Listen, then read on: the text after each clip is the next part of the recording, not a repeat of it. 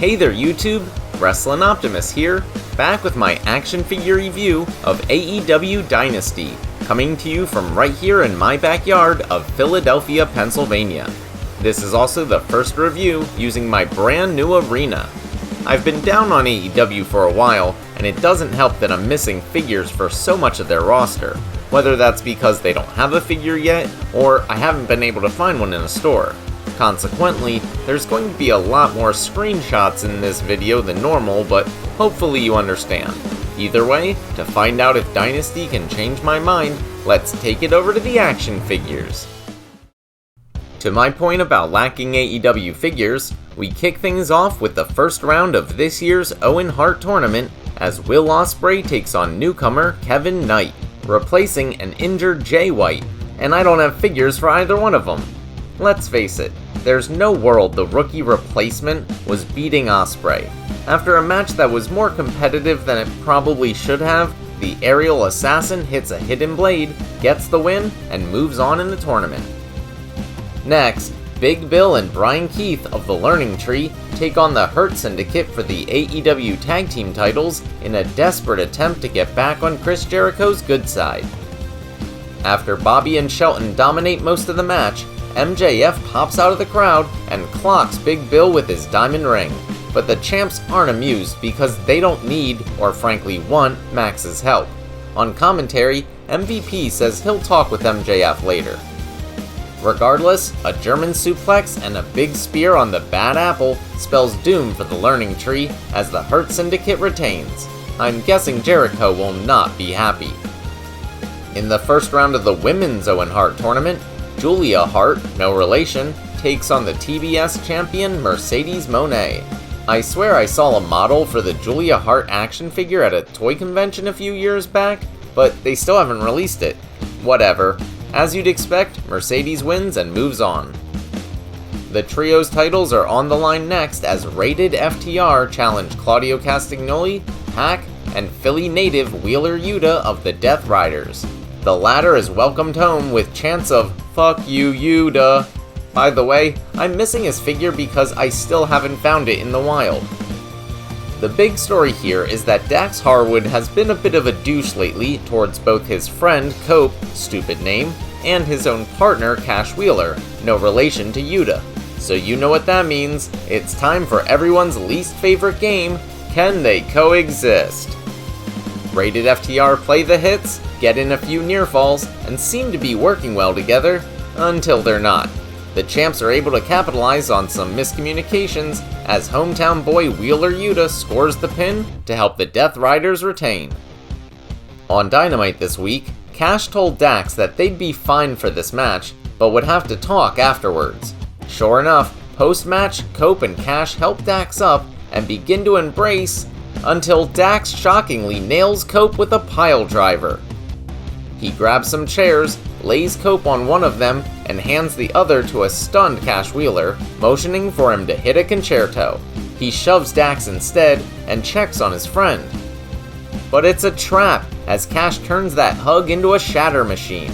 Then FTR hits a super pile driver onto the chair before Cash ends up hitting a concerto on Cope after all. The Doctor tries to stop them, but Cash hits another concerto before they mockingly put Cash on the stretcher and storm out. Well then, the palate cleanser is apparently Megan Bayne with hometown girl Penelope Ford versus timeless Toni Storm for the Women's World Championship. Obviously, the Megasis doesn't have a figure yet, and I can't justify getting that black and white timeless Toni figure, so all you get is this old school Toni. Oh, and she retains by reversing Megan's finisher into a surprise roll-up. With that said, Megan Bayne looked really good and dominant throughout this match. Don Callis joins commentary as Kyle Fletcher faces Mark Briscoe in the Owen Hart tournament. No figures for this one. After a really good match, Fletcher hits a turnbuckle brainbuster to win and advance. And now for something completely different, as Chris Jericho defends the Ring of Honor World Championship against Bandito in a mask vs. title match. No figure for Bandito either, so Jericho will have to do. Late into the match, Brian Keith runs out to help, but gets intercepted by Bandito's brother, Gravity. Meanwhile, Jericho hits Bandito with his bat and gets the pin to retain. But wait, Ref Aubrey comes out and talks to Bandito's family, who convinces her to restart the match despite not being the assigned ref. Sure enough, after that, Bandito wins and not only saves his mask, but captures the Ring of Honor World Championship. We get another title match as Daniel Garcia defends his TNT Championship against Adam Cole, baby! Garcia is yet another figure I don't have because AEW hasn't made one for him, Daddy Magic, or Cool Hand Ange. During the match, Garcia adds insult to injury by hitting Cole with his own moves, the Panama Sunrise and the Boom, but Cole nails two of his own Panama Sunrises and a Boom to win and become the new TNT Champion. He shakes hands with Garcia afterwards in a show of sportsmanship. In a triple threat match for the International Championship, Kenny Omega defends against Ricochet and Speedball Mike Bailey. Speedball is impressive per usual, but he just got to AEW, so he doesn't have a figure. Ricochet immediately ducks out of the ring, allowing the two Canadians to wear each other out without him. Eventually, he sneaks back in and joins the fight. After diving onto Omega, sending him into the commentary desk, Ricochet puts on some headphones and starts providing his own play-by-play. In the end, Speedball gets hung up in the Tree of Woe as Omega hits Ricochet with an Avalanche One-Winged Angel to retain. Afterwards, Kazuchika Okada comes out for a stare-down with Omega, but Kenny ignores him and walks out. Finally, in the main event, Swerve Strickland challenges Jon Moxley for the AEW World title. Swerve is accompanied by Prince Nana, while Moxley is joined by Marina Shafir, carrying the briefcase that supposedly holds the AEW Championship.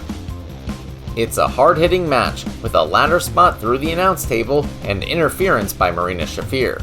Then Moxley decides to go hardcore by introducing a chair, but misses Swerve and throws it right in the ref's face. Swerve hits his finisher, but there's still no ref, so Hangman Page comes out and sets up for a buckshot lariat. But he hesitates, allowing the other Death Riders to run out and beat him down, only for the Cowboy to break free and clean house. He even hits Moxley with a Deadeye. Backup arrives in the form of the Ops, who even out the odds and brawl up the ramp. Despite a visibly injured knee, Swerve manages to hit a Swerve Stomp, then tries to crawl over to Moxley's lifeless body. Suddenly, the lights go out, and when they come back on, the Young Bucks have Swerve in the EVP trigger. They hit it, Mox goes for a pin, and eventually the ref wakes up long enough to make the count. Moxley wins and retains, while the Bucks exit through the stands. Boo! Okay, I'll just say it. AEW shows are too damn long with too many matches. Nothing has time to breathe, except the overly long matches themselves. There's too many stories and characters to keep track of, and despite the length, it somehow feels rushed. It's even worse if you watch the 0 Hour like I used to. As for the show itself, there was a ton of great action, and a few surprises, specifically FTR's heel turn, but once again, the closing angle kinda ruined things for me. There's a chance whatever the Bucks plan on doing will be good, but honestly, I doubt it. If they attacked Moxley, then I could have seen a story where they take back the company, but they attacked Swerve. What beef did they have with him? Have they ever interacted? I don't know, seems strange. But setting that aside, while still criticizing the length, I'm giving AEW Dynasty a 7 out of 10. Alright, that'll do it for AEW Dynasty. Let me know what you thought in the comments down below. If you enjoyed my video, make sure to do all that normal YouTube stuff. Smash the like button, share with any wrestling or action figure fans you may know, subscribe to the channel, and spread the word. You can also talk to me over on X at WrestlingOptimus, or see all my best figure photography over on Instagram at WrestlingOptimus. I'm also on Facebook and Blue Sky now. If you haven't seen my latest video, it should be on screen now. But until next time, I've been Wrestling Optimus, and I'll catch you later.